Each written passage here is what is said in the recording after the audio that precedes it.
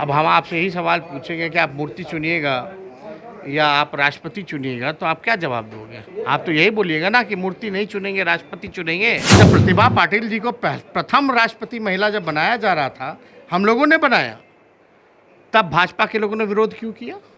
उनके मुंह से तो हमेशा गोबर ही निकलता है, कहाँ कुछ अच्छी बातें निकलती हैं। नमस्कार, आप लाइव सिटीज देख रहे हैं। मैं हूं गरिमा भारती।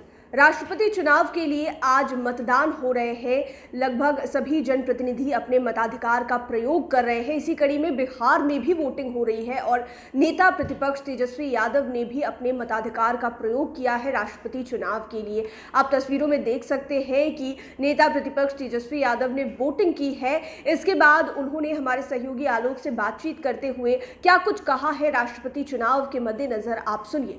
चुनाव में वोट डाल कर आए हैं, तेजस्वी जी हमारे साथ हैं। आपने जो बयान दे दिया, द्रौपदी मुर्मू की तुलना आपने कर दी मूर्ति से, इसको लेकर काफ़ी बीजेपी गुस्से में है आप पर। यार, पत्रकार करते हैं तो कुछ नहीं होता है। अब हम आपसे यही सवाल पूछेंगे कि आप मूर्ति चुनिएगा या आप राष्ट्रपति चुनिएगा, तो आप क्या जवाब दोगे? आप तो यही बोलिएगा ना कि मूर्ति नहीं चुनेंगे, राष्ट्रपति चुनेंगे। वो कह रहे हैं कि पहली बार हमने एक महिला को जब आगे बढ़ाया और आदिवासी महिला को बड़ी अच्छी बात है, आदिवासी भाइयों का आरक्षण बढ़ाए, हम सबसे आगे मिलेंगे। और जब प्रतिभा पाटिल जी को प्रथम राष्ट्रपति महिला जब बनाया जा रहा था, हम लोगों ने बनाया, तब भाजपा के लोगों ने विरोध क्यों किया? बताना चाहिए उनको। नहीं लगता है कि विपक्ष एकजुट है, क्योंकि बातें हो रही हैं कि विपक्ष के लोग भी अब टूट रहे हैं। जेएमएम जिस तरीके से चली गई द्रौपदी मुर्मू के पक्ष में। अब देखिए, हर पार्टी का अलग निर्णय है। हम बिहार में जितने विपक्ष के लोग हैं, सब गोलबंद होकर के यशवंत सिन्हा जी के पक्ष में जो विपक्ष के साझा प्रत्याशी हैं, उनको हम लोग वोट देते हैं। जीत होनी है, लगता है।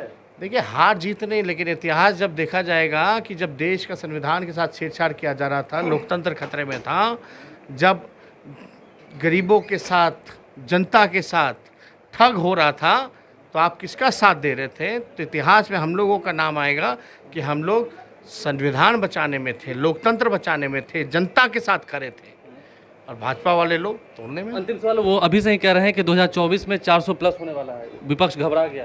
कौन? बीजेपी के लोग। बीजेपी के लोग। इसमें कौन सा घबराने का बात है?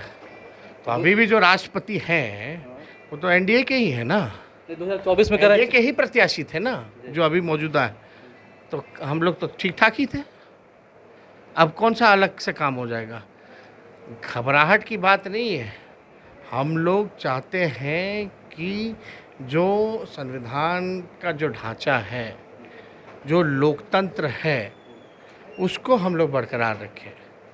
और जहां आपको निर्णय करना है कि आप संविधान के साथ हैं, लोकतंत्र के साथ हैं या उसके खिलाफ हैं, तो हम तो साथ खड़े हैं। जिन लोगों को कुछ कहना है, कहने दीजिए, वो तो उनका काम है।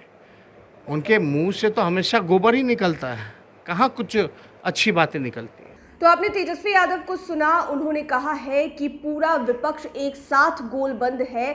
जो विपक्ष की तरफ से राष्ट्रपति चुनाव के उम्मीदवार हैं यशवंत सिन्हा, उनके लिए सब डट कर खड़े हैं। साथ ही साथ उन्होंने ये भी कहा कि जीत हार दूर की बात है, लेकिन इतिहास ये याद रखेगा कि जब इस देश में संविधान के साथ छेड़छाड़ हो रही थी, तो विपक्ष के लोग गोलबंद होकर इसकी रक्षा कर रहे थे। आप लाइव सिटीज के साथ बने रहें। अगर अभी तक आपने हमारे चैनल को सब्सक्राइब नहीं किया है तो ज़रूर कर लें। ये वीडियो फेसबुक पर देख रहे हैं तो पेज को लाइक करें। आप हमें ट्विटर पर भी फॉलो कर सकते हैं। धन्यवाद।